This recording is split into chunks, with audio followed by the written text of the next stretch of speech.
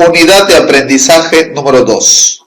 Metodologías de desarrollo de sistemas de tiempo real. Tema 4. Acciones primitivas. Acciones primitivas. Una acción primitiva es una acción que no se descompone en acciones más simples. La característica común de las acciones primitivas es que no tienen subacciones. Primitive Action es una clase abstracta que se especializa en 3 subclases diferentes: la acción nula, Null Actions, la creación de un objeto, Create Object Actions, y la modificación del valor del atributo de un objeto, Write Slot Actions. Métodos. Veamos los métodos. El método SubAction devuelve el conjunto de subacciones inmediatas de una acción. Para las acciones primitivas, este conjunto es vacío. El método SubExecutions devuelve el conjunto de subejecuciones inmediatas de una o de esa ejecución. Para las ejecuciones de acciones simples, ese conjunto es vacío. Acá tenemos una imagen del paquete de conceptos del modelo de las acciones primitivas. Tenemos en este caso una clase, un atributo, la clase con el atributo, hay un Write Slot Action, hay un Null Action y hay un Create Object Action. Entonces de acá tenemos todo esto, da una Primitive Action, finalmente es la acción. Entonces vamos a estudiar cada una de ellas. En este caso la acción nula, como su nombre lo indica, no hace cambios en el sistema. Se incluye porque las acciones compuestas se han definido para tener al menos una subacción. Reglas de corrección. Una acción nula no tiene parámetros de entrada. Una instancia de Null Executions no tiene ni parámetros de entrada ni valores de entrada. Acá podemos ver el paquete de la semántica de las acciones primitivas. El Null Action, el Create Object Action y el Write Slot Action. Veamos la acción de crear un objeto con Create Object Action. Una acción de la clase Create Object Action añade un nuevo objeto al sistema. En el lado de los conceptos de modelo, la clase Create Object Action tiene como entrada la clase del objeto que se va a crear. Esta única entrada se ha renombrado por claridad como Target. La ejecución de una acción de creación de un objeto tiene un resultado que es el objeto creado. Esta acción no hace nada más, ni siquiera inicializa los valores de los atributos del nuevo objeto, para asegurar que el objeto es nuevo. Este no puede tener un estado previo. Veamos las reglas de corrección. Una instancia de Create Object Action tiene una única entrada. La entrada de una instancia de Create Object Action es la clase del objeto creado. Una instancia de Create Object Execution no tiene parámetros de entrada y tiene un valor de salida. La salida de una instancia de Create Object Execution es un objeto. La salida de una instancia de Create Object Execution es un objeto de la clase correspondiente a la acción. La salida de una instancia de Create Object Execution es un nuevo objeto. Veamos ahora la acción de escritura de un atributo con la clase Write Slot Action. Una acción de la clase Write Slot Action cambia el valor de un atributo de un objeto. Los valores del resto de atributos permanecen inalterados. Cada acción tiene 2 entradas distinguidas. Un target que muestra la clase del objeto a la que pertenece el atributo y attribute que representa el atributo que se va a modificar. Este debe ser un atributo válido de esa clase. La ejecución de una acción de esta clase también tiene dos entradas distinguidas, target y slot, que representan el objeto y atributos concretos que se modifican. El atributo debe ser un atributo válido de ese objeto.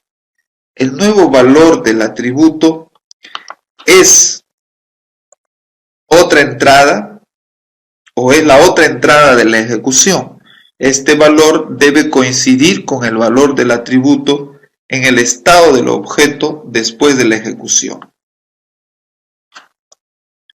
Reglas de corrección. Una instancia de la clase WriteSlotAction tiene tres parámetros de entrada. Target es una de las entradas de las instancias de WriteSlotAction. Attribute es también una de las entradas de la instancia WriteSlotAction. Attribute debe ser un atributo válido de la clase. El tipo de atributo modificado debe ser compatible con el tipo de valor de entrada. Una instancia WriteSlotExecution tiene tres parámetros de entrada y un parámetro de salida. El objeto destino es una de las entradas de la instancia de WriteSlotExecutions. El atributo que se va a actualizar es una de las entradas de la instancia de WriteSlotExecutions. El objeto destino debe ser de la clase con la que está asociada la correspondiente acción. El atributo del objeto debe coincidir con el atributo de la clase asociada a la correspondiente acción. El atributo debe ser un atributo válido del objeto. El tipo del valor de entrada debe ser compatible con el tipo de atributo. El objeto de salida es el siguiente estado del objeto de entrada. El valor del atributo actualizado tras un WriteSlotExecution es el valor de entrada. El resto de los atributos del objeto destino permanecen inalterados. Hasta aquí hemos culminado el tema 4 con respecto a la lectura del manual o el texto Desarrollo de sistemas de tiempo real. Pasaremos a revisar otras lecturas para complementar y ampliar nuestros conocimientos sobre el software ADA de desarrollo de sistemas de tiempo real. Estábamos en software ADA, una introducción a ADA en instrucciones. En la parte de instrucciones podemos tener instrucciones simples. Entonces tenemos una asignación, una llamada a un procedimiento o una instrucción netamente nula. Tenemos también un bloque. El bloque agrupa una secuencia de instrucciones y puede incluir una zona declarativa. Las declaraciones solo son visibles en el bloque, como acá está. Se declara, empieza y se termina. Aquí deja de existir, aquí se abre la variable local al bloque. Puede tener un manejador de secciones también. Acá tenemos ahora la selección y acá tenemos un condicional. Y si t es menor o igual que 100, entonces p es igual a max power. Si no, si t es mayor o igual que 200, entonces p toma el valor de la mínima del min power. Si no, p es igual y llama aquí a un procedimiento control RT. Se termina la sentencia if. Es una selección. Selección por casos. Entonces tienes case, day is, entonces cuando es lunes, cuando es martes, cuando es viernes o sábado, cuando cualquiera es el caso. Se cierra el case, ¿no? Selección por caso. En caso de, ahora tenemos también que podemos hacer iteraciones. La iteración en un intervalo de valores. Por ejemplo, para i Entonces acá va desde 1 hasta 10 a hacer un loop, entonces hay que conseguir los valores del voltaje, que se acuerdan, el voltaje estaba en un array. Entonces en esta interacción voy a mostrar o voy a obtener el valor del voltaje cuando I es 1, B1, de B2, de B3 hasta B10, y eso es un bucle. También puede haber interacción mientras se cumple una condición, ¿no? O sea, mientras acá se usa el while, mientras t sea menor que 50, entonces hay que interpolar el valor de t. Y entonces ahí está un bucle o una interacción. Interacción indefinida es un loop, se consigue la temperatura, la presión, se le asigna control RT y te pide poner t. Pero esto es una interacción que sigue, ¿no? Bucles generalizados. Se puede salir del bucle con una instrucción conocida como exit. Entonces acá tenemos, por ejemplo, el bucle loop, consigue get 1 y decimos exit cuando U sea mayor que 80. Entonces, mientras no lo sea, entonces el valor del voltaje va a ser igual a U. Entonces acá tenemos una sumatoria y puede inicializarse con 0, entonces el primer valor de I es 0, B0, luego es 1, luego es 2, así hasta que se observe que U toma un valor mayor que 80. Subprogramas. Existen dos tipos de subprogramas, los procedimientos y las funciones. Los procedimientos tienen abstracción de acción y las funciones abstracción de valor. Ambos pueden tener parámetros. Un subprograma tiene dos partes, una especificación o declaración y un cuerpo. A veces se puede omitir la especificación y en este caso la interfaz se define al declarar el cuerpo. Acá tenemos cómo se hace la declaración de un subprograma. Entonces tienes el procedimiento que es reset sin parámetros y acá tienes el cuerpo, ¿no?, del procedimiento. Y la función, acá tienes una función mínimo, x, y se definen como entero y retorna un entero. Entonces estas son las declaraciones de subprograma. Los subprogramas se pueden hacer con el procedimiento o función, ¿no? Con la función te arrojan valores.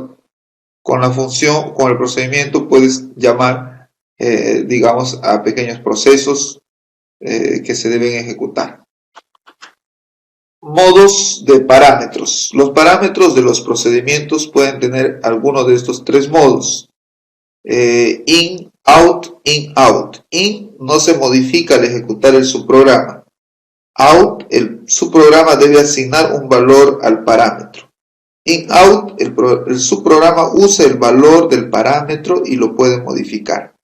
Los parámetros de las funciones son siempre de modo in. Los modos no están ligados al mecanismo de paso de los parámetros. El cuerpo del subprograma se coloca en una zona declarativa. Procedure, que es un procedimiento, entonces viene el cuerpo, que es begin, y se termina, ¿no?, end del incremento, del procedimiento incremento, ¿no? Así se escribe un subprograma. Esto es con procedimiento, tiene function mínimo y end mínimo. La función es mínimo y termina con mínimo.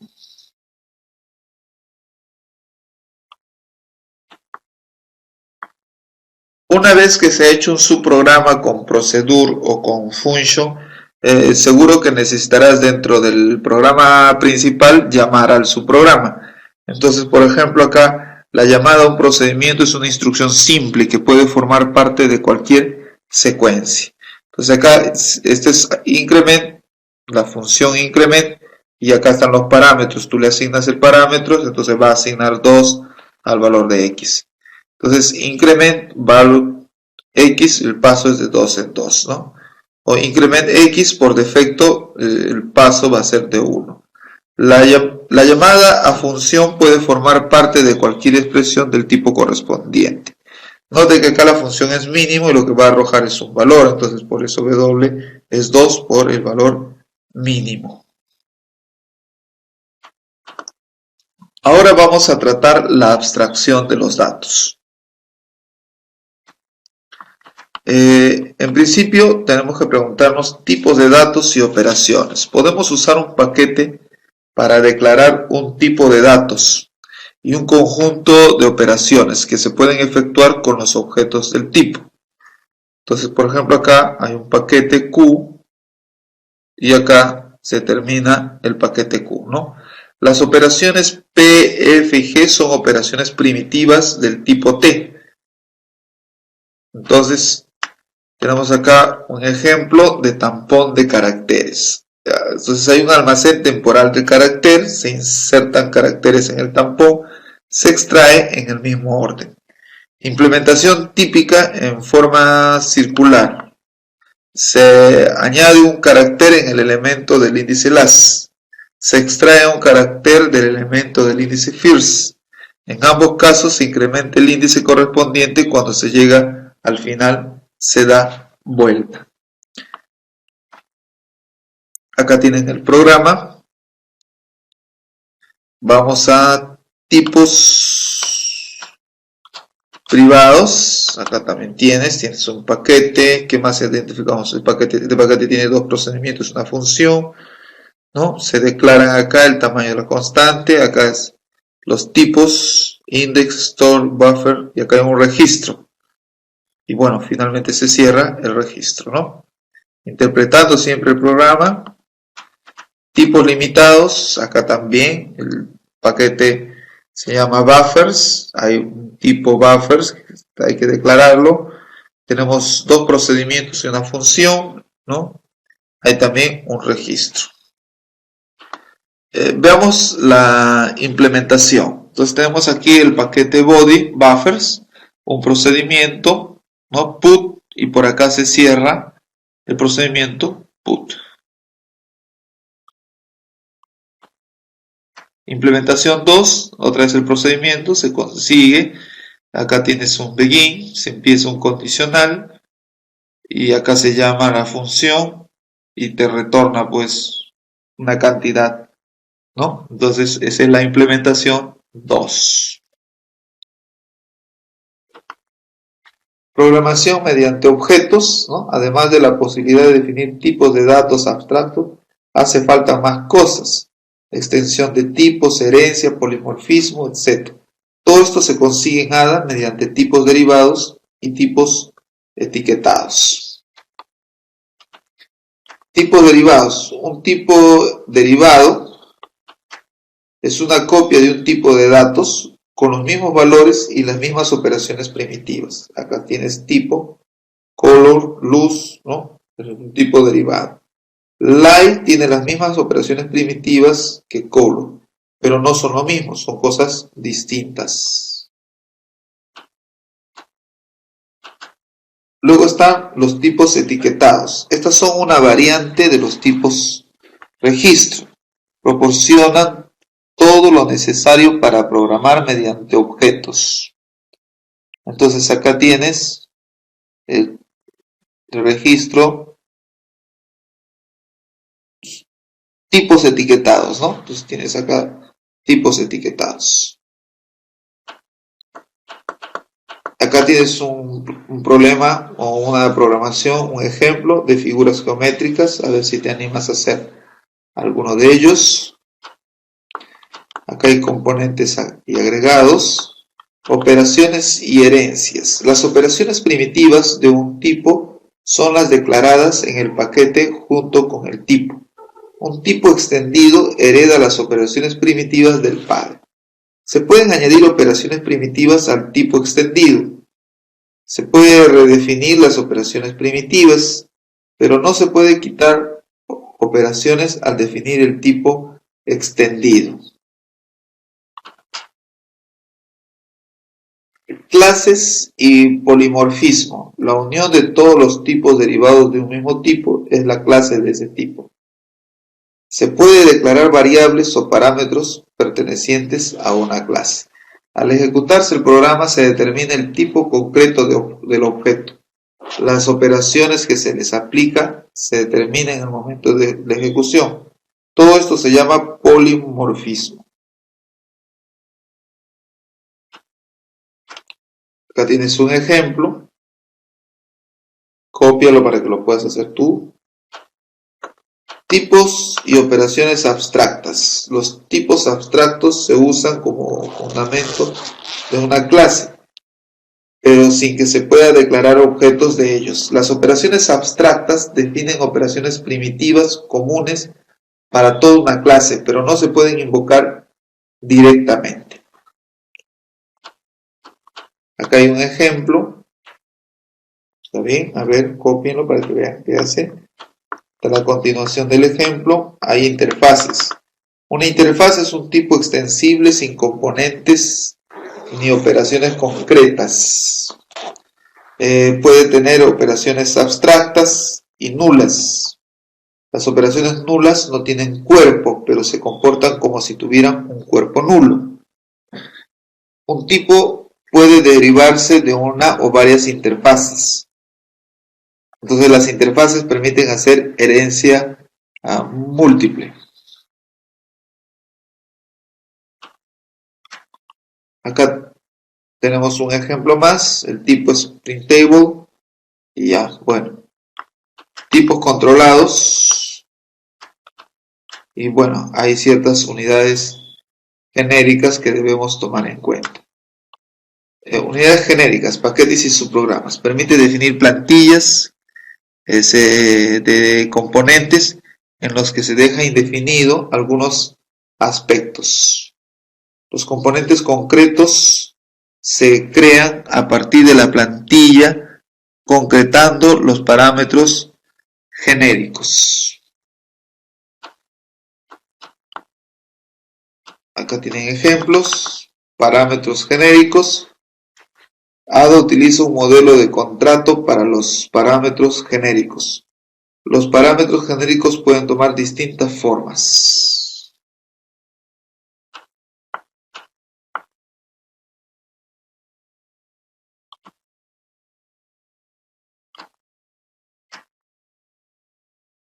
Bien, mis estimados estudiantes, hemos culminado el último tema, el tema 4 de la unidad 2.